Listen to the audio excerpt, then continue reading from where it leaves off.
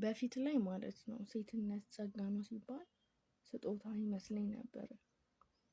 አሁን የተረዳሁት ነገር ግን ጸጋ ሲባል ራሱ ስጦታ ብቻ አይመስለኝም። ከተሳሳትኩኝ አርሙኝ ከተሳሳትኩኝ ግን የኔ ፐርስፔክቲቭ ነው። እኔ ጸጋን አሁን እንዴት ነው የተረዳሁት ያለው ስጦታ ሳይሆን ስጦታ ሲደመር ሀላፊነት እንደዛ ሲሆን ሴንስ ይሰጣል አይደለ?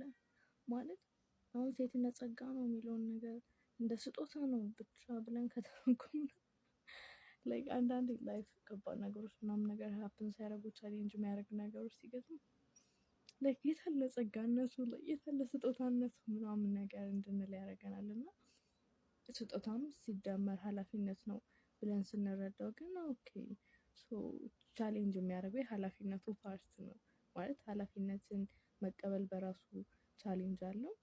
ያንን መተግበርና መኖር ደግሞ በራሱ ራሱን የቻለ ልፋት ጥረት የሚጠይቅ ነገር ነው።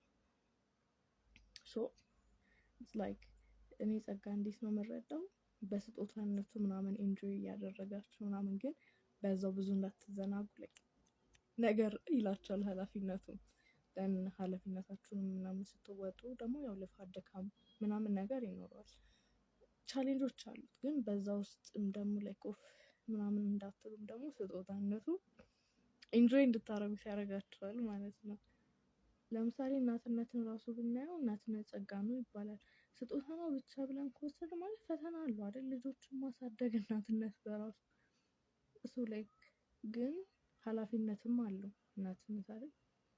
እንደዛ ነው እኔ የምረዳው ጸጋን ስጦታ ሲደመር ሀላፊነት ብዬ ማለት ነው።